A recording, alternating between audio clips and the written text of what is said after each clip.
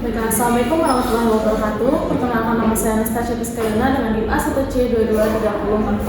Kali ini saya akan menjelaskan mengenai himpunan dan subhimpunan.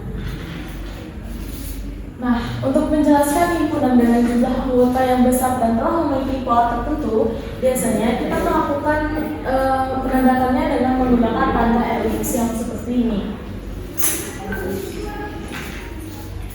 Sebagai contoh, himpunan alfabet ditulis sebagai A, B, C, hingga X, Y, Z, dan himpunan 100 buah bilangan asli pertama ditulis sebagai 1, 2, sampai 100. Nah, untuk menuliskan himpunan yang tidak berhingga banyak anggotanya, dapat juga menggunakan tanda elips yang sama.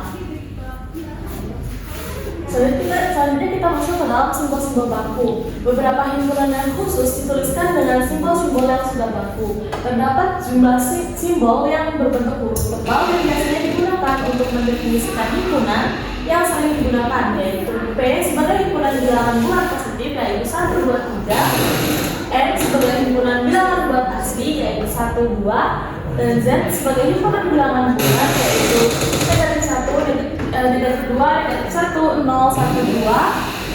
Q sebagai himpunan bilangan rasional, R himpunan bilangan real, dan C himpunan bilangan kompleks.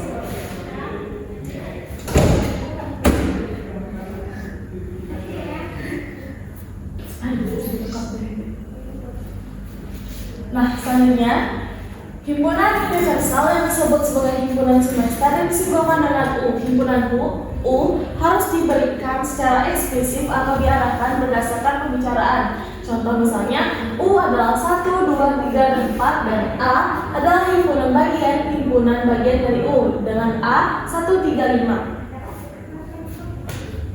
Nah, selanjutnya kita masuk ke dalam notasi pembentuk himpunan. Ada cara lain untuk mengajukan himpunan adalah dengan notasi pembentuk himpunan menyatakan dengan menulis syarat yang harus dipenuhi oleh anggotanya. Dengan notasi X, syarat yang harus dipenuhi oleh X. Aturan yang digunakan untuk dalam penulisan syarat keanggotaannya adalah A bagian kiri tanda A. Ada aturan yang digunakan dalam penulisan syarat keanggotaan. Bagian kiri tanda di mana melambangkan alamat himpunan. Tanda garis tegak lurus ini dibaca di mana atau sedemikian sehingga bagian di kanan tanda di mana menunjukkan syarat keanggota himpunan. Setiap tanda koma dalam syarat keanggota himpunan dibaca sebagai dan. Selanjutnya kita masuk ke dalam diagram Venn.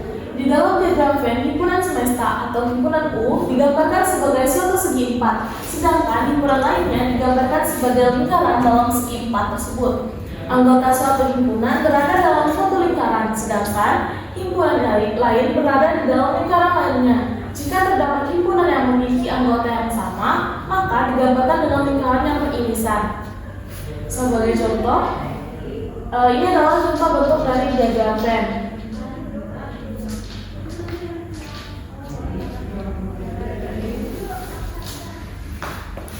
Nah, dari sini kita lihat kalau ini adalah himpunan A dan ini angka-angka yang berhimpunan B, dan ini adalah angka yang tidak masuk ke dalam himpunan A ataupun himpunan B, tapi masuk ke dalam himpunan semesta. Angka 2 di sini menandakan bahwa angka tersebut masuk ke dalam himpunan A maupun himpunan B, maka ditulis secara beririsan seperti ini.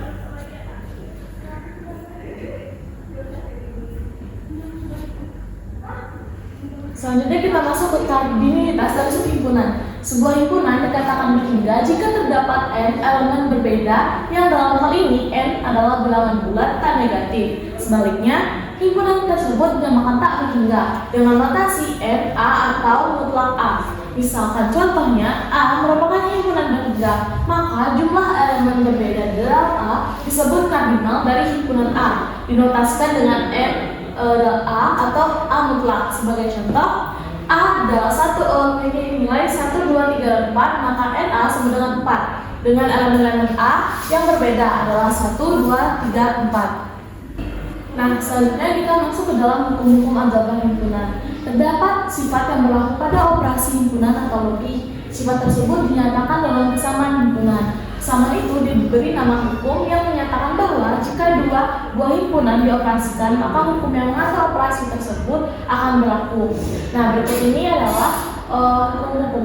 Nah, yang pertama adalah A, hukum idempoten, di mana A gabungan A sama dengan A irisan A sama dengan A. Yang kedua, hukum komutatif, di mana A gabungan B, maka B sama dengan gabungan A. Jika A irisan B, maka sama dengan B irisan A. Lalu hukum asosiatif, di mana dikelompokkan A gabung B lalu gabung C sama dengan A gabung B gabung C. Lalu jika A iris B iris C, maka jadinya A iris B iris C. Nah, lalu kita masuk ke hukum distributif, di mana A gabung ini iris apa gabung ini? Gabung yang N Lalu iris. kita masuk ke dalam hukum distributif, di mana A gabung B iris C sama dengan A gabung B diiris A gabung C. Lalu kita masuk A iris B gabung C, maka A gabung B A iris B gabung A iris C.